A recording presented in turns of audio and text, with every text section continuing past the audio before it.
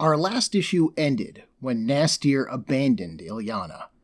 She has rejected her demonic power in all but name and form, meaning that she still looks like a demon and has the strength of Limbo backing her up, but she won't do demonic acts. She's not going to hurt innocent people.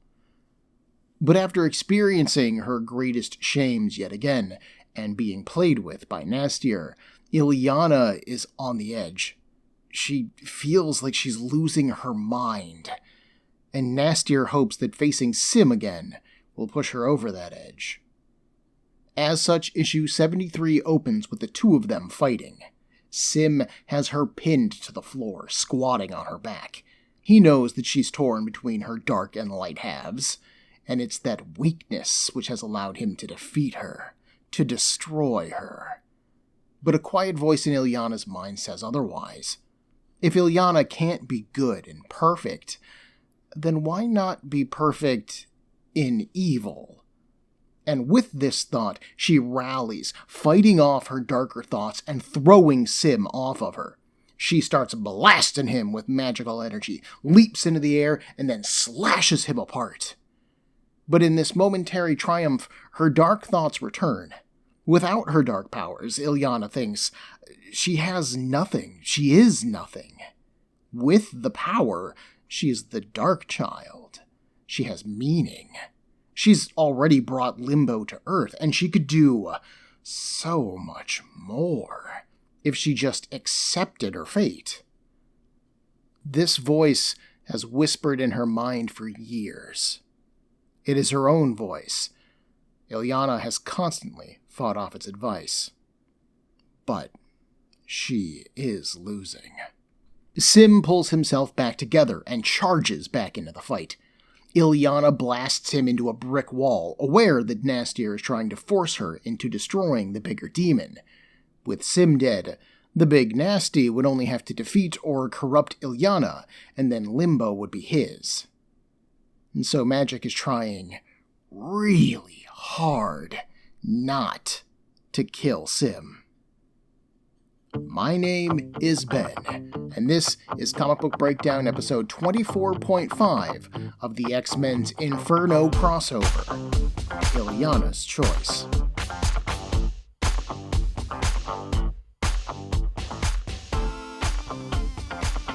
Author Louise Simonson, penciler Bret Blevins, inkers Al Williamson and Mike Manley, and colorist Glynis Oliver set up this entire issue's conflict with the opening scene of New Mutants issue 73.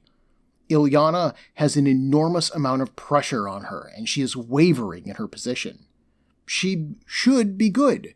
She should choose to do the right thing, and she knows it. Historically, she has made that decision over and over again, as chronicled in the adventures of the New Mutants. But right now, dark thoughts tempt her. Normally, she can just fight those thoughts off, but caught in the midst of Inferno, it is really hard to say no. She's fighting nearly invincible monsters in the forms of Sim and Nastier. Sim specifically spent her entire youth torturing and abusing her. Her friends are in danger, as are the lives of thousands, if not millions, of New Yorkers. And everything that Illyana has tried to do to make things better up to this point has either backfired or outright failed. It would be so easy for her to give in and just stop caring and destroy anyone in her way. But it would also be wrong. With our thesis statement made plain, Simonson moves us over to the joined forces of the Exterminators and the New Mutants. We see Warlock carrying Sunspot, Wolfsbane, Richter, and Boom Boom, with Cannonball flying under his own power, away from a church. Rusty, Skids, and Mirage are staying behind with the younger kids and the babies, nursing their own wounds inflicted over the past couple issues. None of them are very happy about staying behind. Rusty even comments that he feels like a shirker leaving the fight to them. And Mirage agrees. When she looks over the city, all she can see is death, and her friends are heading right out into the thick of it. And she means this literally? A previous adventure saw the New Mutants go to Asgard, and yeah, I do mean the Asgard of Norse mythology and Thor fame, and Mirage joined the Valkyries for a time. When she left them, they let her keep the ability to see death as a show of affection for her. The combined unit races off to find Illyana, but the city literally shifts and breathes around them. Nastier's spell has brought Manhattan to life, and it is not helping things. The street jumps into the air, circling them all, and a stoplight yells at them to stop. "This is a no-way street, you punks!" "Yeah," a car yells below them. "Turn them into a traffic jam!" I give this issue an A+ for puns. Warlock punches through the street. The other mutants start to use their powers to fight back against other car-themed threats as well. Sunspot punches the stoplight, Wolfsbane swipes at a streetlight with her claws, and Richter and Boom Boom blast the street from the air. Sunspot complains that they sure could use Professor X right now, and Boom Boom recognizes that name. Isn't he the dude who taught X Factor? He is, Roberto replies, or at least he was. They have a new headmaster now, but he would be more concerned about defending them than the damage that they're doing to the city. What? The city attacking the mutants is obviously a delaying tactic from a storytelling perspective. Without her friends to rely on or back her up, Illyana is now forced to face her monsters, external or internal, on her own. This increases the stakes for her half of the story. But that means keeping the others out of the way, and Simonson accomplishes this by having the whole city delay them. Blevins does a great job here artistically, with the street twisting and bending in the air, the manic expressions on the cars' faces, and the action of it. This is a really fun sequence to look at. I'm not sure why there's a mention of Professor X, though. His ability to read minds would certainly help them find Illyana faster, don't get me wrong, but their main problem here is fighting off the city. That's not something that Professor X could really help with. And when Sunspot mentions the new headmaster, who is Magneto, he says that he, quote, would be more concerned for the danger to us than for the destruction of the city, end quote. And that sounds to me like Magneto would be more worried about those threatening the mutants than the need for them to damage the city, which... What? What are we being told here? That Magneto doesn't care about property damage? That his greatest concern is keeping the kids safe, even if it means breaking some public roads? Because, okay, yeah, sure, Magneto has always been a fan of breaking a few eggs to make an omelet, you know? But Sunspot says this like it's a bad thing. And why are we even bringing this up at this point? I mean, it from an information standpoint, it tells the exterminators that Magneto fights for his students and that the New Mutants had a connection to Professor X, but like, what do they care about all of that right now? Maybe this will connect to something else later on in the issue, but right now I'm kind of left scratching my head. It's easily the single most jarring moment in the comic out of, quite frankly, all of these comics that we've been reading, but it is a single panel, so it's not like it's a huge deal from a storytelling perspective. It just really throws me off. Elsewhere in Manhattan, we find Pyotr Rasputin, the X-Man called Colossus, marching through the streets. His skin is a shining silver thanks to his mutation, and it protects him from the claws and teeth of any demon that seeks to challenge him. He is dressed very simply in red boots, red underwear, and he has some red metal wristbands on. Peter knows what Limbo was like. He recognizes these demons easily, and he grabs one of them by the throat. "Where is my sister?" He shows the demon pictures of little Illyana, back when she was still a happy little girl. He recounts how she fell into Limbo and then aged, and how she now rules them all. But the demons report otherwise. "Sim rules Limbo now!" And they think that Colossus would make a fine coronation gift. Sim and Colossus have fought before. They're sure that he would be eager for another round. An army of goblins swarm Peter. We haven't seen Colossus at all in our previous 2 issues of the New Mutants. If you couldn't guess, this is actually where the events of Uncanny X-Men and X-Factor begin to play into our narrative a little bit. Colossus literally leaves those comics and marches his way into this one.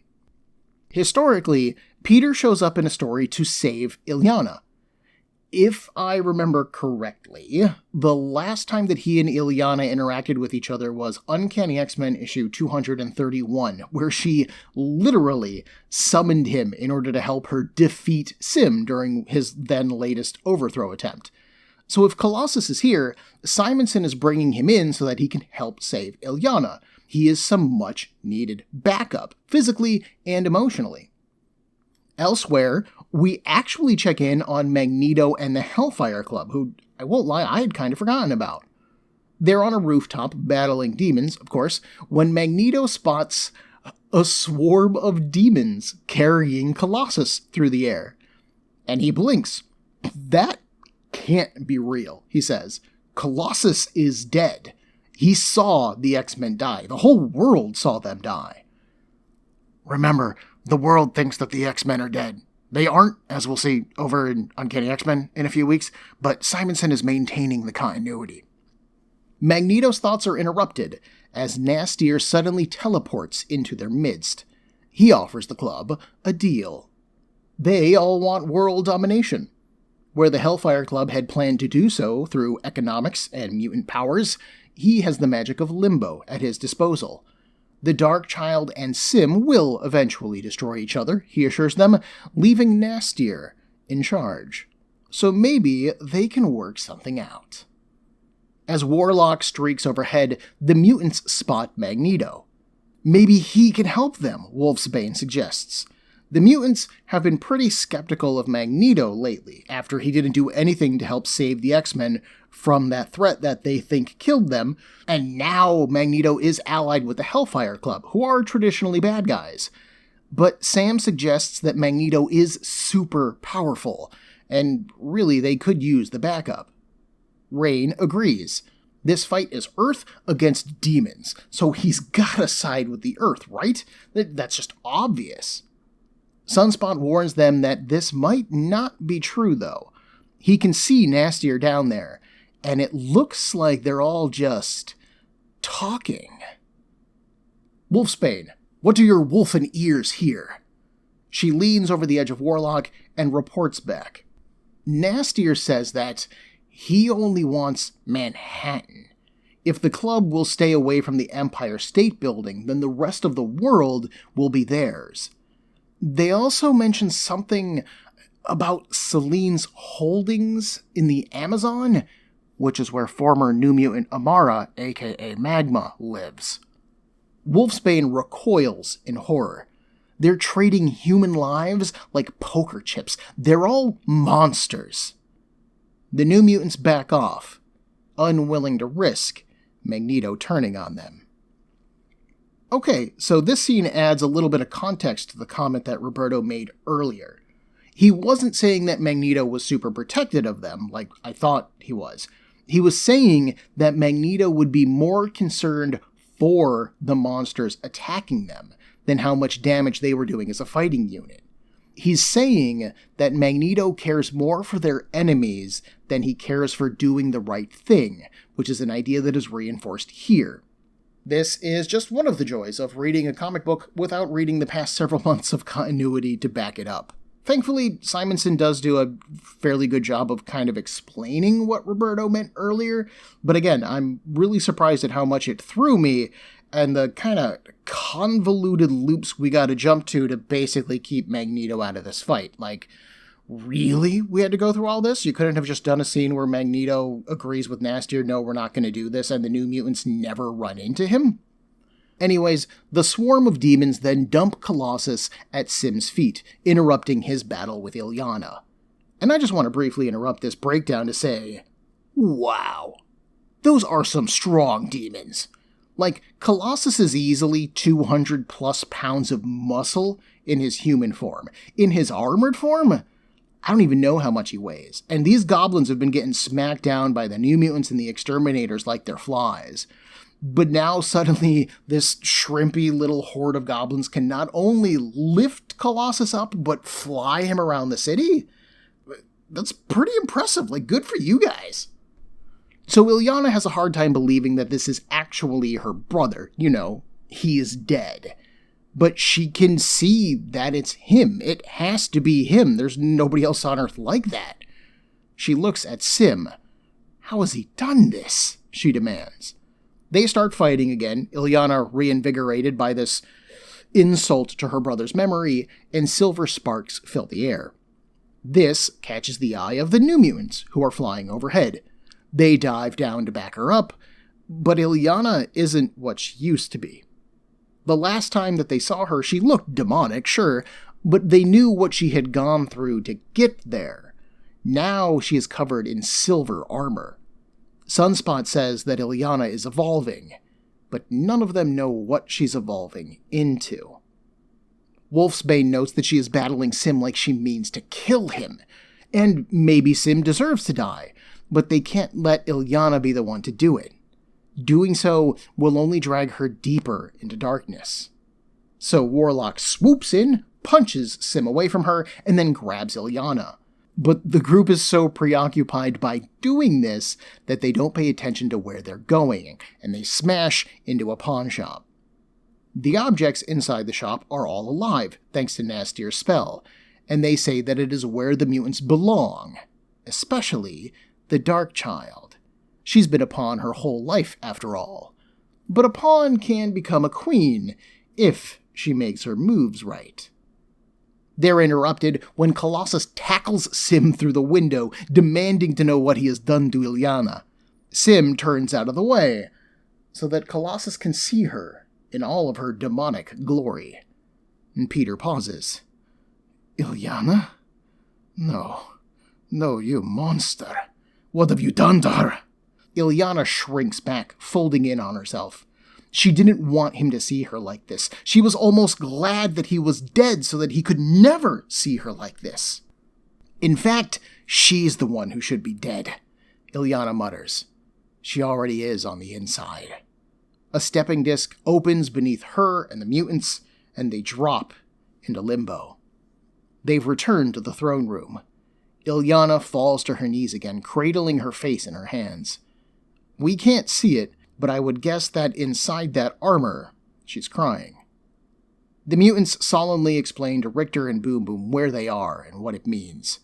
More importantly, they explain that this is the place where the demons came from, and a horde of those demons now surround the kids. Back in the pawn shop, Colossus and Sim start tough-talking and slugging each other. Colossus has saved his sister from Sim before, and he says that he will do so again. Even if he has to kill every goblin on Earth and take Limbo for his own, Peter will save his sister. Simonson is doing a number of things here. First off, she is directly referencing Uncanny X-Men issue 231, the last time that Peter and Illyana saw each other. There is no editorial note of that, which does surprise me, as we have seen other editorial notes in this issue.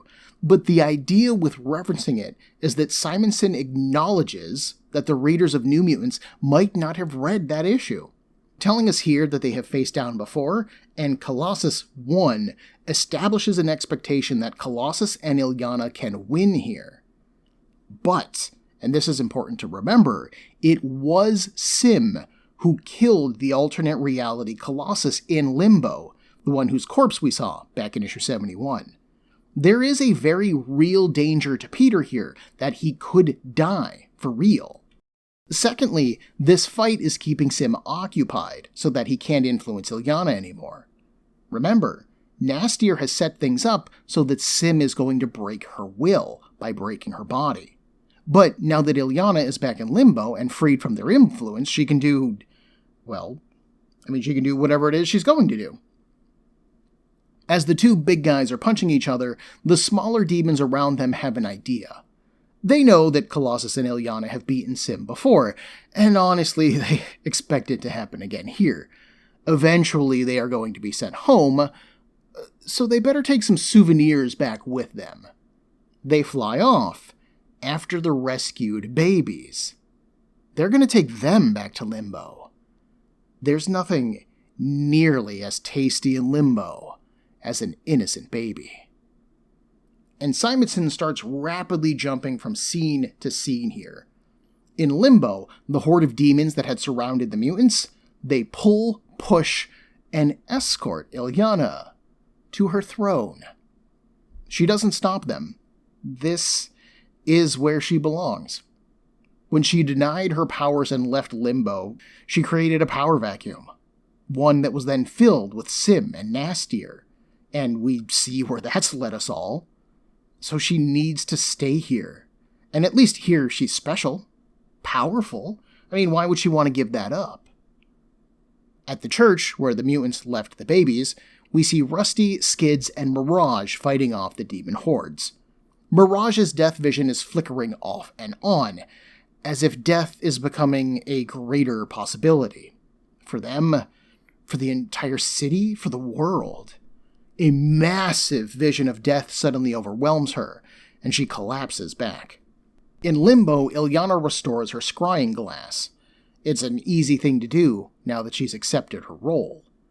With it, she can see everything that's going on. Manhattan is about to be lost. Her brother will lose his fight with Sim. Mirage's death vision can see the fate of the city, the beginning of the end. Unless, blazing with power, Illyana makes a decision. She states that her whole life has led to this moment. But whatever that decision is, we actually don't get to learn it. All this madness frightens Rain. She finally cries out, "No!" and runs off. Limbo contains past, present, and future all at the same time thanks to its stepping discs, right? They saw the past version of Illyana, little Illyana, here before, and they can still save that girl. Rain dives into a random stepping disc, and the mutants follow her. They do argue this course of action, after all. Without Illyana, they can't control when the portals lead to, but Rain won't be stopped. Richter can see the idea here. Maybe if they save the little girl version of Illyana, then none of this happens. You know, the world is saved and so is their friend, right? So why not try it? They dive into stepping discs again and again, and finally they do find her. Rain scoops little Illyana up, but then they are swallowed by another portal. And it drops them at the feet of the Darkchild. Little Illyana stares at the armored form of her older self, her body glowing with golden energy. She seems scared out of her mind, and the Darkchild rages. She swats the younger version of herself aside. "You should have died," she accuses her, "like all the others. But instead you fought. You lived, and you became me, dying inside bit by bit until there's nothing left." The energy inside of Illyana seems to reach some kind of climax. The armor melts away, merging back into her body as she takes on the features of her demonic form again. But she lacks any details. This demonic form just glows with golden energy. She is literally just an outline with eyes. The Darkchild lifts her soul sword and grabs little Illyana by the hair. She should destroy her for what she did to her, what she forced her to become. But Rain dives in, cradling the young Illyana. Can't she see that Limbo's corrupting her? If they can save this young, innocent Illyana, doesn't that mean that they save her too? Doesn't she see that? This is her one chance to choose what happens to her. And the Darkchild freezes. It was Nastier who told her that Limbo had no right choice, that there was no happy ending here. But he is a demon. Lying is his thing. Maybe, this once, they can beat him at his own game. The only thing that Illyana can do now is negate her presence in Limbo, to make it as if she was never here at all. She spreads her arms, and a massive stepping disc swallows them all up. They exit in Manhattan, but the disc doesn't disappear. Instead, it grows bigger. the golden energy pouring out from it becoming a pillar of fire that streaks up into the sky. As it begins to spin, the demons of Limbo are sucked back into it, returned to where they came from. And the Dark Child, standing in the eye of the storm, gathers all of her strength. She throws her sword up into the sky, and we're told that it becomes a child of blinding light. There's a brilliant flash. As everyone's vision clears, Rain is horrified to discover that she has somehow lost track of little Illyana. She just had her in her arms. She's just gone. Not far away, Colossus and Sim's battle is interrupted, as the big demon is pulled up into the sky and back to Limbo. At the church, Mirage's death visions have finally cleared. The demons are being sucked into the burning sky, and our heroes can see the pillar of fire from here. They understand that this must mean that the good guys won, and they want to go see, but they can't just leave the babies. Gossamer steps forward, and don't think that I hadn't noticed that she didn't appear in this issue before this moment. I didn't remember her showing up here at all, but I didn't want to mention that she hadn't shown up until I confirmed that she wasn't going to show up. Gossamer doesn't really have any offensive powers or weapons. She's just kind of, to be fair, an object of drama. So it makes a lot of sense for her to just stay in the back and honestly not be threatened by these demons. But here she is, and she volunteers to watch the kids. The main force of this threat seems to have passed. She can keep an eye on them from here on out. Mirage, Skids, and Rusty run off. As they approach the site of the pillar, mist coats the area. The other mutants slowly gather around Rain, who is kneeling on the ground. Lying in a crumpled heap before her is Illyana's armor. It is totally scorched and crushed. Colossus approaches now. He drops to his knees, whispering her name, Illyana, calling her his little snowflake. Rain is talking to herself, but she's also recapping to the audience what just happened. There, at the end, Illyana wasn't the Dark Child at all. She had become the Light Child. She was an angel, sacrificing herself in order to save the world. And somehow, she was still a child the entire time. Rain had her in her arms. She could feel little Illyana, but then she was just gone. Mirage hugs Rain, who begins to sob. Colossus gently picks up the fallen form of his sister, and a small voice cries out to him from inside. He tears the armor open, and inside of it is little Illyana. She dives into his arms, shouting his name in joy. And when Rain sees the little girl, they hug too. Cannonball, Sam, says that Illyana was just a little innocent kid all along. She was just, oh, hang on, I should be saying that with a Kentucky twang. Cannonball, Sam, says that Illyana was just an innocent kid all along. She was just trapped inside that armor, in that role. Richter asks if this means that the Illyana they knew, did she just never exist, then? And Sam shrugs. No, she definitely existed. They knew her. They remember her. Maybe they don't know what this means, and maybe they'll never know. But he can live with knowing that she saved the Earth. Tears run down Rain's face. She promises little Illyana that her future now lies stretched out before her like a golden field. Illyana's role in the Inferno is over, but the fires are still burning. Perched atop a nearby wall, Nastier watches the mutants' joyful victory.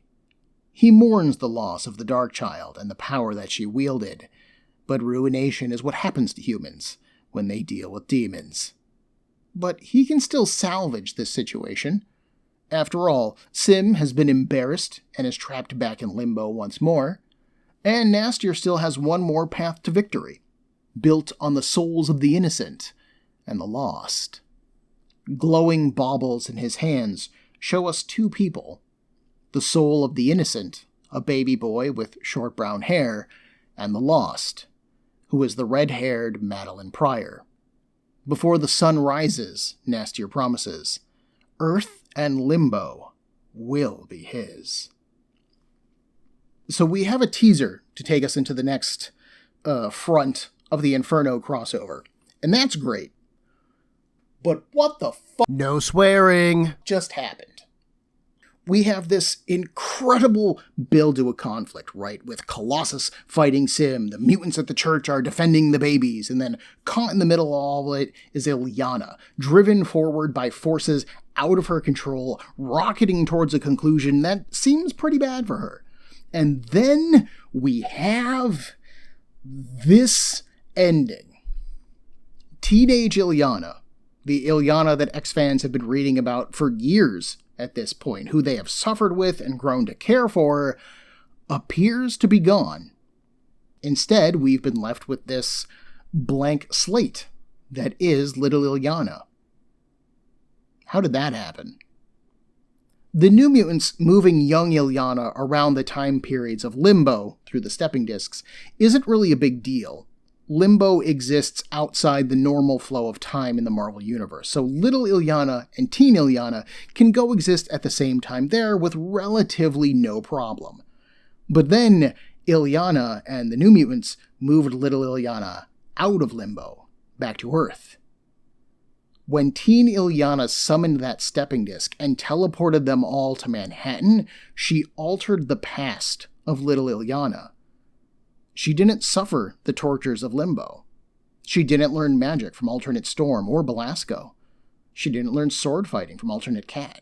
She never grew up. But little Illyana is the past of teen Illyana. So when her history was altered, so was teen Illyana. And the two of them became one. Teen Illyana basically just reverted back to her younger self, as if she had never spent any of that time in Limbo to begin with. Why was she still inside the armor? Well, I am guessing a bit here, but I think that the armor that she had on was basically a manifestation of Illyana's soul. Much like her soul sword, it was a part of her made manifest. The armor didn't change because at its core, Illyana's soul didn't change. Only her age did. So her body reverted to being 6 years old, and remained inside the armor. That's the mechanics of the thing. What about the emotions of the thing? The impact? Did this story hit you right in your weak spot, listener? Because I won't lie, this kind of fell flat for me on this latest read-through. I'm just kind of unsatisfied. So first off, we've got Colossus versus Sim, round 3, I think, and we get no real resolution to that fight. Admittedly, Colossus does have a history of winning that fight, but it didn't matter here at all. Colossus didn't stop a particular plan of Sim, he didn't defend a point that was a strategic necessity, he didn't, honestly, do anything. I can't even say that Colossus kept Sim from messing with Illyana, because it occurred to me that she was actually back in control of the stepping discs in the back half of this issue. Sim couldn't have returned to Limbo even if he wanted to. He was basically not a threat to Illyana as long as she was in Limbo. I had honestly thought that Simonson was bringing in Colossus, and that she was bringing in his 2-0 win-loss ratio so that she could hit him with his first loss. I thought that Colossus would fight Sim, Sim would actually beat Colossus and be on the verge of killing him, but then Illyana would step in, defend her brother for the first time. She would be the one who saves him, and then she would defeat Sim.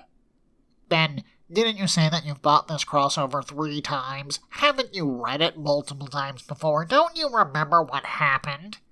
Well, yes, I have bought it multiple times, but it has been years since my last reread, and I have read hundreds of comics in the in-between, and I try to approach these breakdowns as if I'm a fresh reader.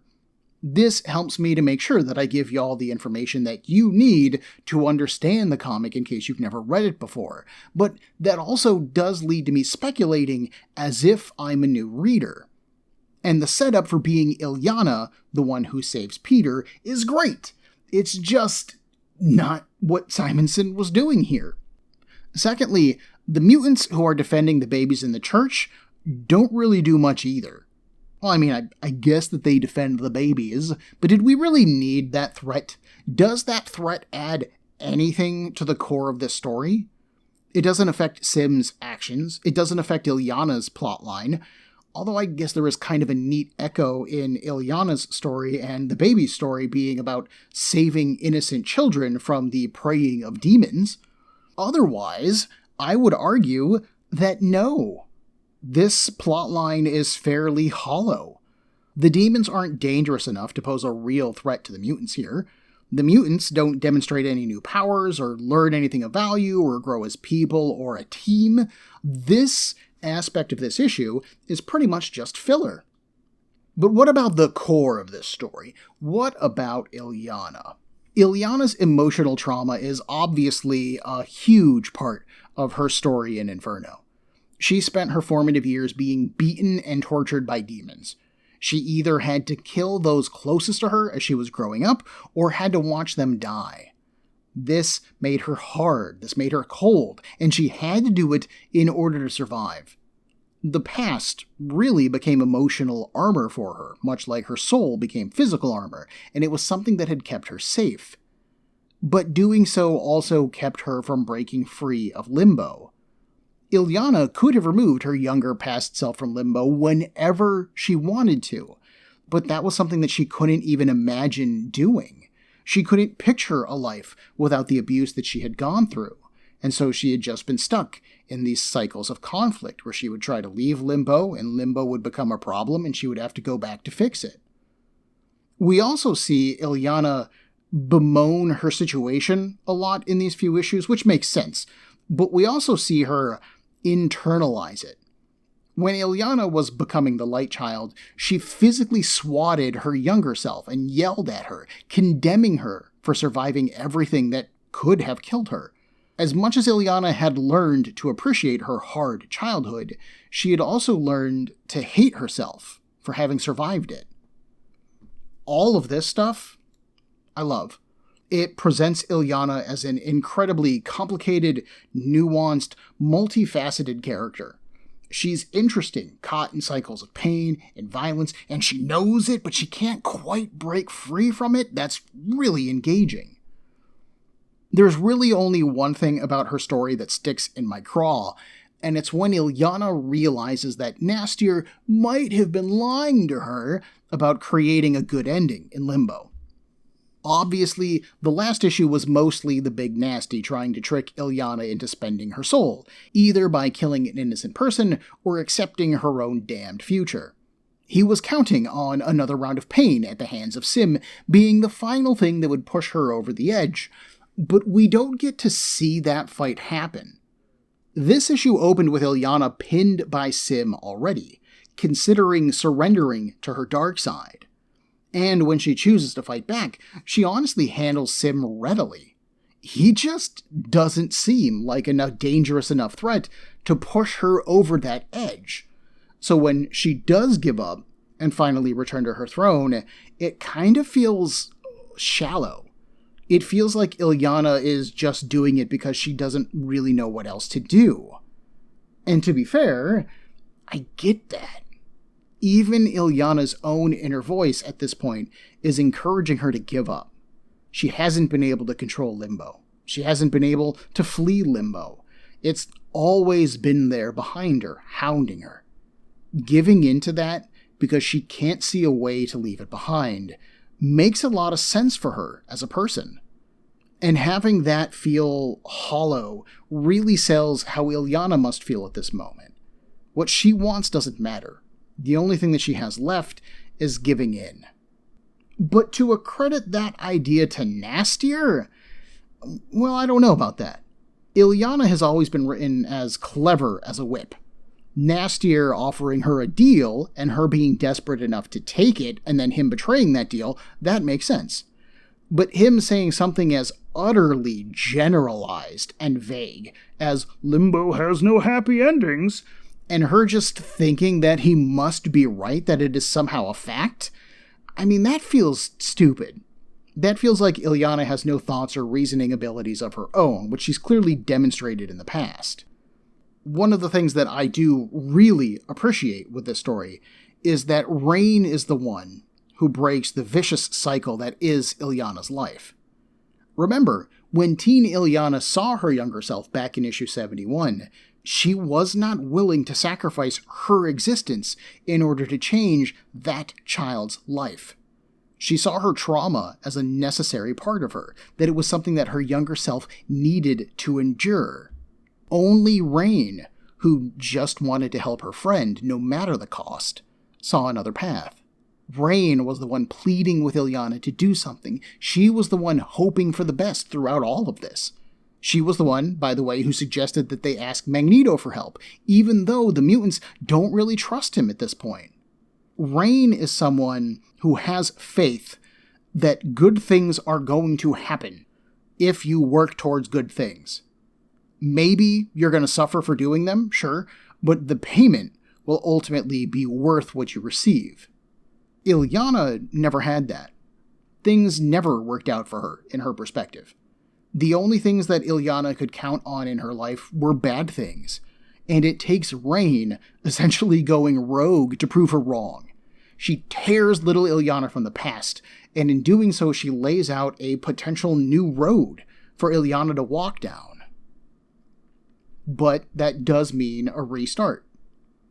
Everything that Illyana had gone through, all of the personal power that she had gathered, all of her friendships, her life experiences, all of her struggles would be gone. Her whole existence would be nothing. And all that would be left is little Illyana. That's some really amazing storytelling, and it demands some recognition. But it also leaves me unsatisfied for two reasons. The first is the emotional dissonance created by losing teen Illyana, but gaining little Illyana. I want to be sad at teen Illyana's death. I want to mourn her and be touched by her sacrifice. But, Illyana isn't really dead. She's right there, a fresh-faced 6-year-old being held in her brother's arms. Like Rain said, she has a brand new future laid out before her, and anything can happen now. This is a happy ending with a sad ending sandwiched inside of it. Am I sad about this? Am I happy about this? Am I supposed to be both at the same time? Because ultimately that just leaves me feeling neither. Secondly, as a reader, I have lost a character that I have spent years investing in and falling in love with at the time of publication. And now she's been replaced by a 6-year-old. You know what that means? That Illyana isn't going to be a character anymore. 6-year-olds don't generally go on superpowered adventures. Just look at Artie and Leech over in Exterminators. They just got shipped off to a boarding school, y'all. And unless Marvel decided to hyper-age Illyana for a second time, she is going to spend decades as a child while the rest of the New Mutants go on to their further adventures. That sucks. It'd be one thing if Illyana just died. That would almost be fine. The cast could mourn her sacrifice. We could mourn her sacrifice. And we could find some measure of peace and closure in doing so. But instead, Illyana's story technically isn't over. It's starting over. And that sense of dissonance has really left me frustrated. Obviously, the way that a story ends goes a long way to informing our thoughts on it. After all, the ending is the last thing that we see, that we get to experience. But I do want to point out how well constructed this event was overall so far. The Exterminator miniseries lines up with the New Mutants issues really well. The characters work together well, Nastier is a great villainous force, and the emotional journey that Illyana was sent on was very potent. That was really good. And I do like her personal ending for teen Illyana. Illyana choosing to save little Illyana and the world at the cost of herself just reeks of heroism and over-the-top drama, and I really like that. I would like to say that penciler Bret Blevins does a really great job with this issue. The characters all look young and animated without looking super cartoony. He animates all of the inanimate objects well, making them look insane and as mad as they're supposed to be portrayed. If Bogdanov did a pretty good job over in The Exterminators, then Blevins does a great job here. I also really like his take on Nastier after he becomes techno-organic. His look doesn't change all that much, he's just a darker red color now, indicated by these heavy shadows that are all over him. His hair has changed from long, pointed, locks to a shorter, spikier mane. He somehow looks more maniacal to me, and I super dig that. Nastier did sacrifice his demonhood in order to gain the techno-organic powers that he has access to now, something that he actually derided Sim for doing, so I feel like this should be a transformation for him, and for me, it really does feel like that. The only real complaint that I have about Blevins' artwork at all is the way that he draws the females of the cast. Comic books have a long history of over-sexualizing their cast, especially the ladies. After all, comics have largely been aimed at a teenage audience, and teenage boys like hot girls. All of the Blevins females are waif-thinned, with arched backs and pert breasts like they are always being thrusted out. This is particularly noticeable with characters like Rain, Gossamer, and Illyana, whose power set or whose character design basically makes them look naked most of the time. Rain's wolf form is covered in hair, but she wears no other clothes. Gossamer wears an almost sheer white dress most of the time, and when in her Darkchild demonic form, Illyana basically is naked. She just doesn't have any private parts. Even when she manifests her silver armor, it's still skin tight, showing off her form. And all of these characters are flooping minors. Except maybe Gossamer, because she's an alien, and I know they've got a weird, age-life scale, but it's still weird. I mentioned this back in episode 24.2 that maybe I'm really only skeeved out because I'm nearly 40 years old at this point, and this isn't the kind of comic book that's meant to be sold to somebody in my age group, but it still kind of grosses me out. Combining Blevins' handling of the ladies here with Bogdanov's handling of Boom Boom and Skids over in The Exterminators makes this whole crossover feel just a little bit pervy. And this isn't necessarily a bad thing. He definitely said in a sentence that should never be taken out of context. American culture has a habit of demonizing sexuality while also worshipping it, which could have been an interesting idea to explore in a comic book that has a demonic invasion of Earth and people being tempted by sin. But that concept doesn't tie into Illyana's story pretty much at all. She has actually largely been aromantic in New Mutants as far as I can remember, only discussing boys once, I think, shortly after Simonson took over the book. And when Simonson began writing, there was a huge tonal shift between the way Claremont wrote the book and the way she wrote the book, so it would make sense that suddenly this is more of a concern for her, where it wasn't a concern for Claremont. So it's not like there's really any kind of connection between Illyana's demonic side and her sexuality, which makes her design here feel more indulgent on the artist's part than as if it is part of an interesting concept on the writer's part. Ultimately, Illyana's story here is about overcoming one's own personal trauma and self-hate. It is natural for people to internalize their experiences. That's just how we learn. And having suffered for so much of her young life, Illyana had grown to appreciate her pain. Her part of Inferno is ultimately about being wronged, being hurt, and choosing to give up that pain. Illyana would no longer be defined by Limbo and the scars that it had put upon her. Instead, she would be defined by her heroism, her willingness to give up everything that she knew in order to save a little girl and the entire world. For Illyana, her legacy coming out of Limbo is innocence. Next week, we will meet the other core player of Inferno, a woman named Madeline Pryor, who shares the theme of damaged by the world. Like our episode introducing magic, this is going to be a fast and loose recounting of Maddie's history, setting up her role in the other half of Inferno. So join me in a week for Comic Book Breakdown episode 24.6 of the X-Men's Inferno crossover, Made to Suffer.